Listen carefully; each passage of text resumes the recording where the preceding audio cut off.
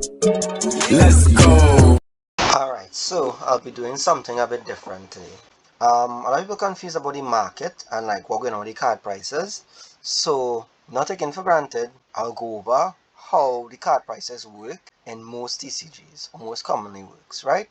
So in front of me here, I have all the illustrations from Destined Rivals, right? So you all know that the price is not the highest, but they vary very much. There's a buyout in Destined Rivals, and that causes the price of a lot of cards to go up as well as the sealed product. So, first thing you have to understand when it comes to prices is simple, the law of supply and demand, right? Supply is how much it has, demand is how much people want. You know it's already, so you're going to keep going. As long as there's a high supply, that means there's lots of it. High demand means people want it. Usually high demand means the supply actually goes down. When the supply goes down and demand goes up and continues to go up, that means the card prices would actually rise because there are only a few available, and whatever the price is, people will pay for it, or the available price. The price will be determined by the market, meaning what the average price is or they think a fair value is. So, for example, we may have a lot of the regular SRs like these basic Pokemon, but there aren't as many of these gold hyper rares. So because of that, the demand for them will be high, but their supply is extremely limited because of their rarity. And that means that they would have a high price. But also now, what would happen if it is we have a high supply and a high demand? Then the price will not be very, very expensive because everybody could get one and the price will not go up. The price will actually be kind of stable. It won't spike up, it won't drop too low, and that is most SIRs that see in play. So like just regular ones that people see in play or collecting. But then if there is a high supply and no demand, like with the commons and reverses, their price will be very low. Because have a million of them and have more than people even want. So the price will not be very high. That's why most commons and reverses aren't that expensive. Simple. But where it gets complicated is when it comes to card games. It's a bit different. Card games, supply and demand is driven by different things. So the three examples I'll use would be Magic the Gathering, Yu-gi-oh, and Pokémon. Three biggest CCGs. Yu-gi-oh, the card demand is driven by the meta, meaning what people are using and the best ways to win will be the price of the card. That's why Yu-Gi-Oh has a bunch of expensive cards every set, relatively speaking, because if you're not playing it in the top deck, you're not going to win the tournaments. So every time a new broken card comes out, it goes up, and all the cards that are used usually just go up and stay up until they are no longer a top card. Then you see prices go down. Also, when they do reprints, that means there's more of a supply, and that's why the prices also go down. But the thing is, the power creep in Yu-Gi-Oh is so big that these cards, sometimes secret rares and whatever other rarities they have, I haven't played Yu-Gi-Oh in like 10 years, I just keep an eye on it. That means that is sought after and everybody wants it. That's why those highly sought after cards, like when the hand traps now came out, they were glaringly expensive. Because a game is mostly driven by the players and not collectors. As an example of a player-driven game. There are collectors, and the collector side of the economy are for cards that are very, very hard to get. That's why the original Blue Eyes and a bunch of original Yu-Gi-Oh cards are exceedingly expensive. Because the game was driven by players for so long that when collectors came in, there are so few good conditioned old cards because everybody used to play them that they are exceedingly expensive. Next, let's move on to another game because there's mostly Pokemon. Then we'll get to a game like Magic. Magic is a game that's heavily driven by multiple sectors because they have so much formats and the game is going on so long. They have a large sway in the market and sometimes the dynamic changes. The vintage market is collectors. Those are people that are trying to collect the oldest possible cards, so the supply is always low for the very much sought after cards, so they are exceedingly expensive because again, there are so few of them, and then with the emergence of EDH or Commander, with some of the cards, these cards are very good, players started getting them, and when players started collecting them for use, the prices soared. So a lot of older cards, if you looked pre-Commander, their prices were not very expensive. And that's why you'll find they often eclipse a lot of the traditional cards until recently. That is with the Final Fantasy, that's with the speculation on Spider-Man, because now same supply and demand is no longer players who want to play standard or vintage or collectors trying to get the cards. It have collectors from outside the game that want to collect the cards because they are fans of the franchise. So those cards don't really re-enter the market, meaning the supply is exceedingly low with something like the Final Fantasy. But the demand is exceedingly high. With Spider-Man, the demand was so low and the supply is so high that it actually drove down the price of all the boxes in Spider-Man. And that's why even though there's that exceedingly expensive card in the collector boxes, the box actually dropped in price from where it was $1,000 to $800 to now you could get it for between $450 and $500. And again, that's because supply and demand.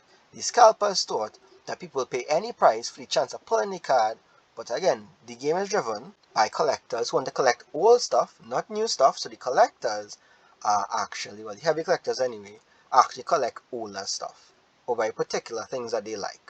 Then the players don't really like the set, so they not collecting too much stuff from it, or not willing to pay that much for it because it's not meta breaking. And the commander players don't buy stuff right away, they wait for prices to settle. So the combination of this is what is affecting the market. Because remember, wizards, as people who supply the magic cards, they are flooding the market with cards all the time. So supply is always high, and that is actually pushing down the demand because everybody trying to get something. But there are very few cards and few arts that not everybody could get, and those are the cards that retain price. Again, supply and demand. And those cards will be affected by which players want them, how much copies they would want, and if they're willing to pay that much for it because there isn't an alternative. So for like standard and CDH, they will pay a premium to get access to the cards quickly for the best way to win. So that's why VB is exceedingly expensive. That's why the One Ring was exceedingly expensive. There was only one, and there was a big race for it. All the special art Sol Rings with the different elven languages from Lord of the Rings, that's why they also expensive, because that's something commander players want, and there is such a limited supply.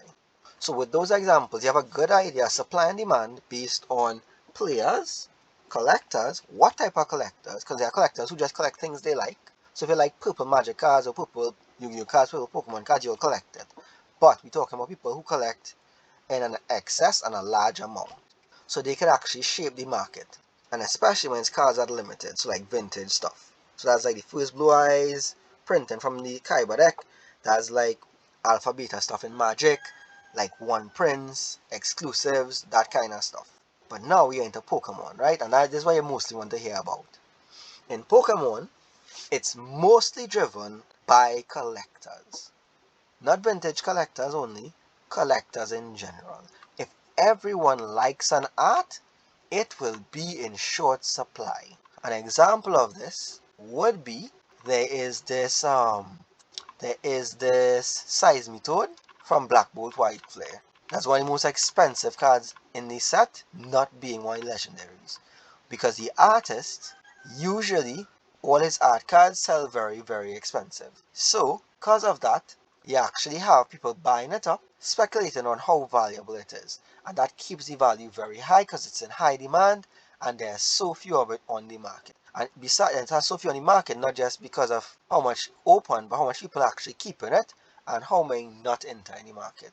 So it's not actually in this set. Let's look at Black Bolt.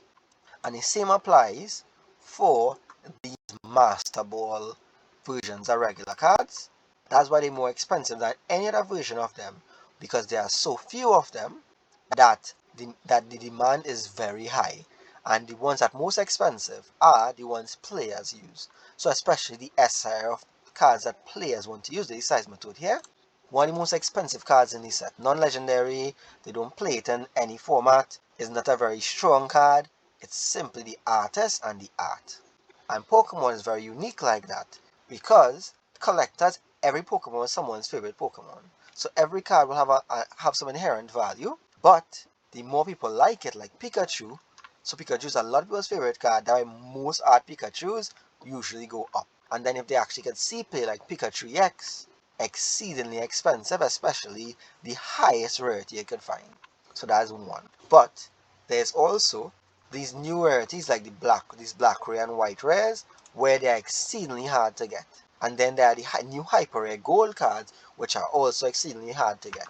And those cards are in high demand because they are actually going to see play. They are in high demand also because they are very, very pretty and look amazing. But on top of all of that, players also want them. So that is what shoots the card through the roof. The scarcity of it, how many people want it, and how much use it's getting besides from collectors. And then people pull it, they're not selling it back into the market as easily because some of them just keep it for their collections. Because oftentimes, Pokemon players also collect cards. It don't matter if they're collecting just 10 cards or anything, they collect cards. Sometimes it doesn't return to the market. So the market has a scarcity, but some people have the cards and just keeping them because they like them. And recently, we have a lot of investors and speculators that have gotten into the hobby because they're seeing a large amount of profit. Meaning you could buy a box for $200 and you pull a card in it that's worth like $2,000 in value. An example that would be prismatic evolutions. So people start investing instead of stocks, investing now in Pokemon cards. Sealed product, because that's what happened in Magic for a long time, where you hold a sealed box and over a couple of years, you could sell it back for a large profit, and they often didn't go down. And in Pokemon, that was a very stable buy. For something like Prismatic, a Prismatic box might have run you in the earlys maybe $200, $300, and that's a lot. But remember, there's a chance you can open one of the God packs, and the God pack guaranteed has this. This is $1,000. So if you buy 5 boxes and you open just a single God pack, or even one of these, you have paid for all the products you have opened. And then there are people that actually want staples and good stuff, like the evolutions and these special illustrations, because they are very, very nice. So they're very, very valuable. And that's what drives up the prices of the boxes naturally. But, like with Destined Rivals again, where investors speculated and bought it out because of, I guess, any Giovanni and the Mewtwo and how special it seemed, because they usually are the most well known and knowledgeable about the set.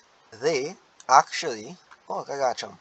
Yeah, they actually would have been put in a tougher position, because what happens there is when you buy out something that nobody else wants and the price shoots up, you get stuck with it. And unfortunately, the scalpers, because they want to make back their money as quick as possible, they would actually just try to sell off product as fast as possible to at least recoup some of the money.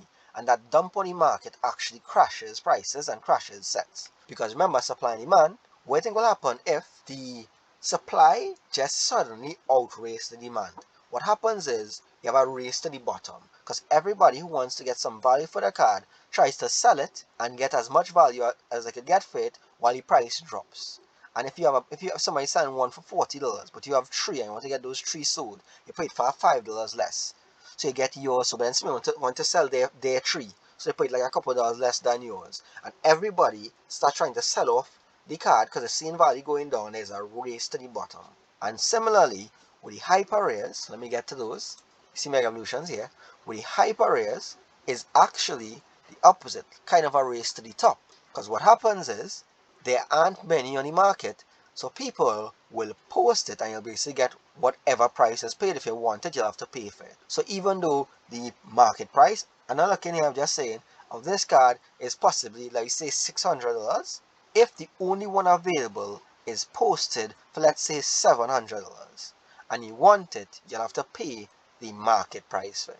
And that's what happens. It happens in Magic oftentimes because now they're printing one-of-ones, these exceedingly hard cards to pull, and Pokemon has recently started that as well with these amazing hyper rares, but there's a bigger quantity of these hyper rares than some of the Magic cards. And also the community isn't as big or well known, but we have a lot of speculators and that kind of stuff getting in the game, and with the boxes being bought up, that means the supply is lower and it creates an artificial demand because the algorithms and all of that see the prices going up. And that is why a lot of the product prices just skyrocketing.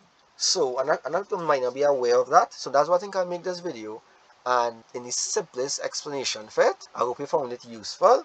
Any more questions, feel free to comment, like, subscribe, and I'll answer any comments. You want a follow-up video? I'll follow up. Ignore the rain. I live in the Caribbean. It's about that rainy season. So, we're having some beautiful rain. Thanks for your support. Again, I hope you find it useful, and have a good day. Again, thanks for tuning in. Fuck me, fuck this game. Bye.